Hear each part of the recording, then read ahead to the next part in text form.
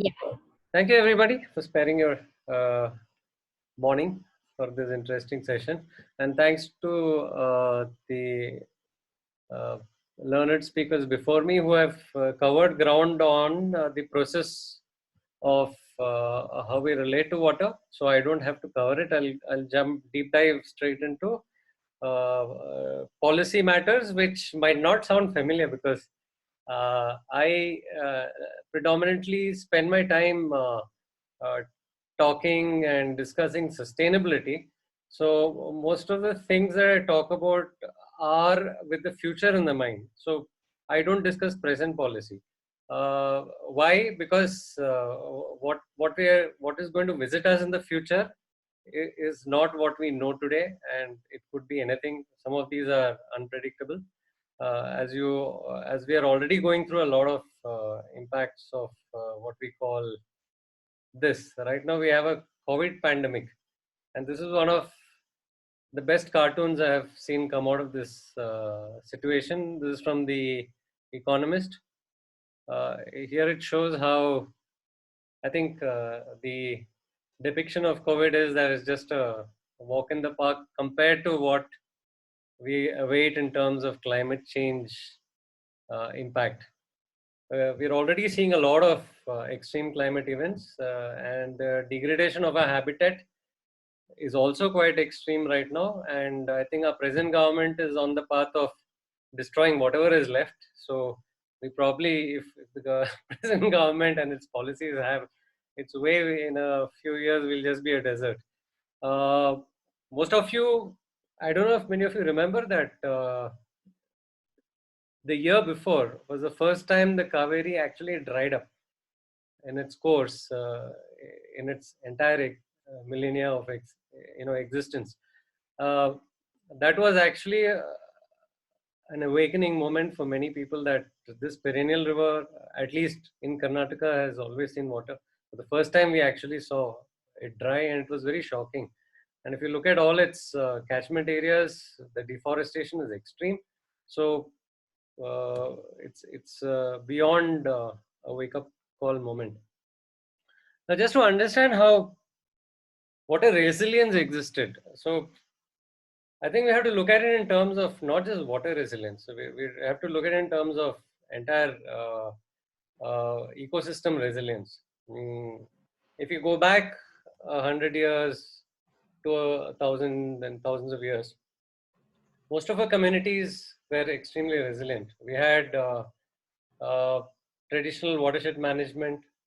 Uh, Many of you might be aware that all the lakes that Bangalore had, if you take the entire district, you're talking of close to 2,000 lakes. All of these, and of course, a smaller network of kalyanis, ponds, streams, and everything. Uh, these, every one of it was artificial. Bangalore didn't have a natural source of water. So this points to a kind of wisdom of the locals that made them uh, water sustainable through intelligent application of their knowledge of the ecosystem, observation of nature, and utilizing it. Somehow, after Western education and what we call modern governance, we seem to be losing it all. If you look at the last 50 years, we've destroyed all of those lakes. We've destroyed the Rajakalan network. Our wetlands are completely encroached and destroyed. So there is something that our earlier way of learning seemed to infuse in us, which our modern system of learning, which is the school system and university system, completely fails at bringing into us. So at the core of when we had what converted a dry plateau like Bangalore into a water-rich uh, habitat is one, local water wisdom; two, local community management of resources; three, how people used to learn. Children used to grow up in their communities, connected to nature, connected to their local governance, and hence, when they grew up, they became citizens. They took responsibility for their surroundings. They took everybody knew, and also everybody knew everything. It was a kind of holistic learning that people growing up in communities used to get. which our schooling completely lacks that. The other aspect is how it got destroyed. It is not of recent origin. It's actually started with the British Raj. One of the first objectives of the Raj was to colonize and to extract. Therefore, uh, at at uh, at various levels, the reengineering of administration was won by destroying commons. So basically, they made everything government lands, and whatever they couldn't convert into government lands, they converted into a system of zamindari, so they could extract taxation. This disempowered local ownership of most of our resources. So the forests didn't have owners anymore; it belonged to the government. Lakes and water bodies belonged to the government. So it was centralized authority which uh, owned these, and so wherever people were not depending directly on these, it went into disuse. The second thing the British also brought in was the Western method of big engineering, also reductionism. They looked at resources such as water as purely as water. They didn't see it as part of an entire ecosystem. They didn't look at how, while extracting, you also need to uh, restore the water. You need to recharge these things. Uh, the engineer's mind didn't think in those ways. Also, there was this obsession with big engineering, so they wanted to build big reservoirs, and local watershed activities were neglected. And this continued after independence because obviously our government is just a pale replica of the colonial government. We continue pretty much all the colonial practices of the British infused in us because we still follow their education. We still follow the same civil service and the same vested interests in terms of big business continue to be plugged into this system. The other thing is government as a service. Government became a service provider. It took upon itself during the times of the British of providing the water to citizens. So it started as piped water. Once people started getting piped water in their homes, they forgot their relationship with the watershed. So there are communities that for centuries took care of lakes around their homes. The moment they get piped water, they start dumping the same lakes with garbage and convert it into septic tanks. This has been happening as recently as, as soon as Kaveri water reaches a particular locality in the city where there's a lake, the neighbors of the lake were taking care of it. The moment they get Kaveri piped water, the lake dies. The very people who took care of the lake stop regarding it. So we only care, and this is the unfortunate statement on human behavior. What we don't require or what we don't understand or need, we stop caring about it. So let's accept it as a fact. So what do we need to correct the situation? And why do we need to correct the situation? Because as I said, climate emergency is on us, whether we recognize it or not. Uh, very soon we'll have extremes, climatic events. We cannot take the Kaveri for granted. Groundwater in Bangalore is depleting and depleting very fast. Right now, tankers are actually getting their waters from neighboring districts. So I think in terms of policy, it is high time we acknowledge that the climate emergency is on. Not only should the government, in terms of policy, declare a climate emergency, it should be with action. It's not purely saying, oh, yes, we have a climate emergency. We need to actually define what action should be taken, I think, in every area of governance. One of the best things we can ever do is put an ecologist in every department. Let ecology become the primary driver of every government decision. And if you don't do that, I don't think we can save our habitat. What we should actually remember is that every scientist worth his salt is projecting that we only have about 5 to 6 years to take these decisions and start taking action. Otherwise, we are actually facing a mass extinction, which means our entire habitat is going to be destroyed. So let's treat it with that urgency. We have to start treating water as a scarce resource, and we have to take action accordingly. There is only one mantra when you talk about sustainability in any area, be it economics, be it services, be it everything, anything. It is localization. And so I think the primary goal of a sustainable water policy can only be localization. Nothing else can serve that purpose. Now, if you look at the Scandinavian countries, they are actually great examples to replicate. We should look at their model of a water board. And when you talk of a water board in the Scandinavian context, it is not a board for the entire city or for the entire country. They work at regional and local levels. Every locality has a water board, and the water board is treated as supreme. It can override decisions of the executive, it can override decisions of the government. This is the kind of supreme authority that a water board needs to be accorded. How do we create a relation? And I think, yeah, what we need to actually ask is, how do we recreate a relationship with water? Because our relationship with our water is completely destroyed. Let's acknowledge that we are completely at zero with water right now, because it's a completely out of sight manner in which we treat the availability of water. It's somebody else's problem to fetch it to our taps. So interestingly, and if you look at the Scandinavian model as well, true sustainability has its answers only in true democracy. We have to make deliberative democracy at the grassroots. That is the only way we can bring back water management in a sustainable fashion. And how do we achieve it? Number one, our education system needs serious rethink. We have to decolonize it, because our education system does not produce citizens, it produces only zombies and consumers and slaves. We need to get rid of the classroom. We have to get students in any learning system to actually grow up in their communities, in nature. There's no other way we can create responsible citizens.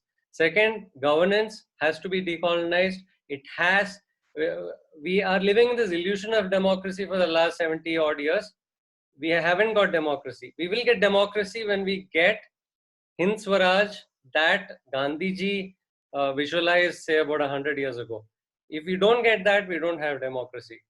Third, we have to bring back local community management of resources, which means people have to see those resources, feel responsible for it. Only when then will we be able to manage it. Now, what is true decentralization? We have to empower panchayats, ward committees, and area sabhas with actual responsibility. They can't just be, kind of decoration for the system that exists. We need to empower them with teeth, with local budgeting responsibilities and actual control of the resources. We have to give them actual, they should be able to actually manage it, buy, sell, and the entire land. As you know, the aquifers exist below it. The lakes are just the visible reservoirs of water, but the entire ground below is actually an aquifer. It is actually a huge reservoir. So we should be able to look at how to actualize this entire reservoir, and the local authority should have control over it.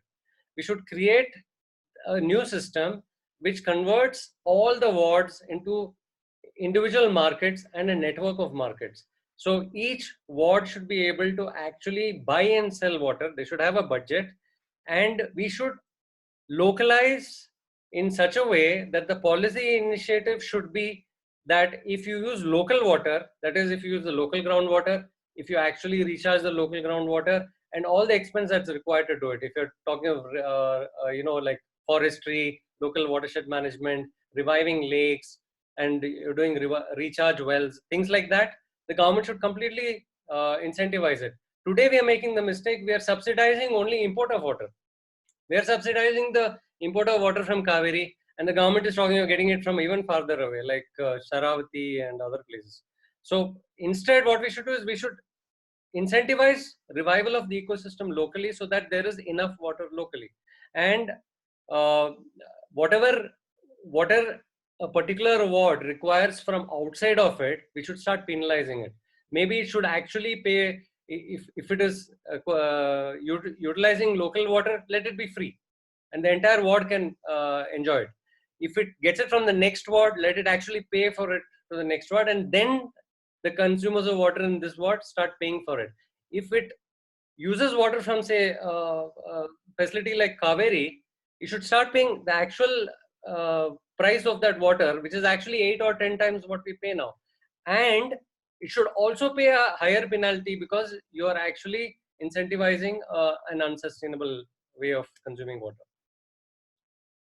So ideally what it should target is a true ecosystem revival, because let's admit it, it's not just water problem. We are facing a habitat problem. Thanks to COVID, now we are actually able to see what clean air looks like, what clean water looks like. Our lakes are starting to look clean. This should be the normal. This should not be the abnormal. It should not be like an off and on event. So we should look at how this entire city can be made livable. We should also set limits. We should start understanding what the limits are, and we should plan accordingly. So the policy should be in terms of planning the whole city in a holistic manner. We should incentivize localization to the point where even homes and offices should be incentivized to recycle. So we should incentivize adoption of technologies that enable these. Responsibility, see, once this happens, if area sabhas, ward sabhas, panchayats are actually talking about managing their water resources and what we consuming and how we treat our habitat, then the ward, actually every citizen starts taking ownership for that area and starts taking responsibility. It no more becomes somebody else's problem. It's not a centralized thing. This is what we should target. Everyone should be aware. Everyone should have the power to act. Why do I think it'll work? There are very simple answers to this. One is that we don't have an option. Very soon we will probably have wars over water. So if we don't do something to create local resilience, we are looking at very big problems. Kaveri dried up a year ago. It will get worse because deforestation and the silting of the reservoir itself is just a compounding problem. Importing water from other districts will be opposed by the locals of those districts. Recent examples, Belandur tankers went on strike because the Tehsildar of Anikal banned tankers from taking water from Anikal for Bangalore. It was very recent, so you'll remember that. In Shimoga, there are a lot of movements which are opposing all these new water projects that the state of Karnataka is proposing. These are going to get worse and worse. If you don't require local water resources, the cost of water itself will be unaffordable. Right now, see, Kaveri water is affordable only because our taxes are subsidizing it. More and more such fixes will get, you know,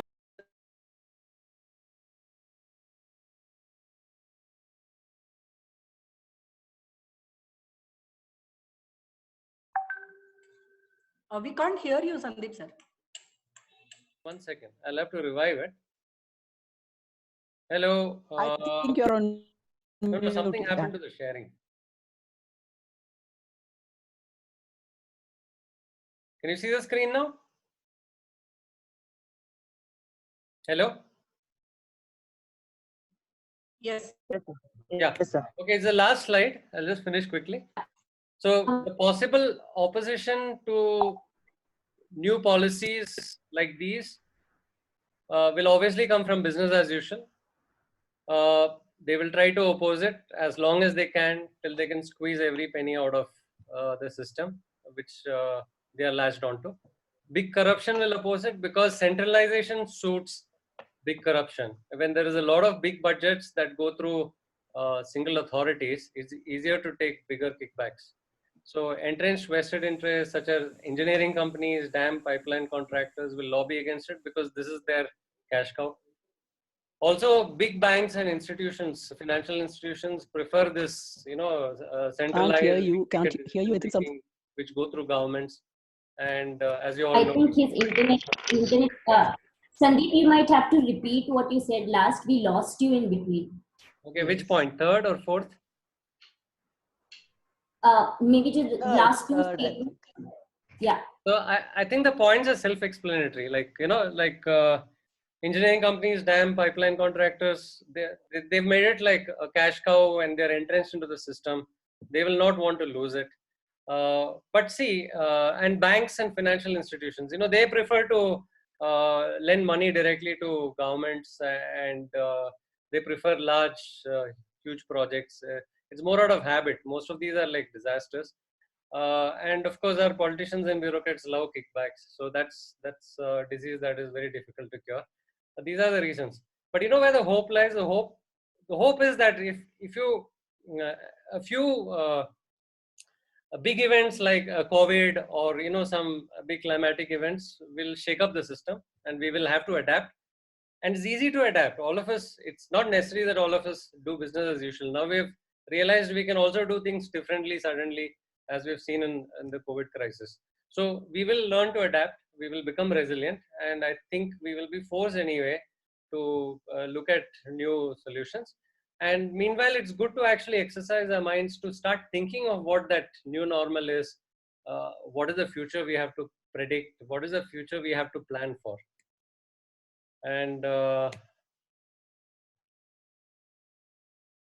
so that brings me to the end of the presentation. I'm sorry I had to rush it, but I hope I've covered most of the vision that I had wanted to share. Thank you.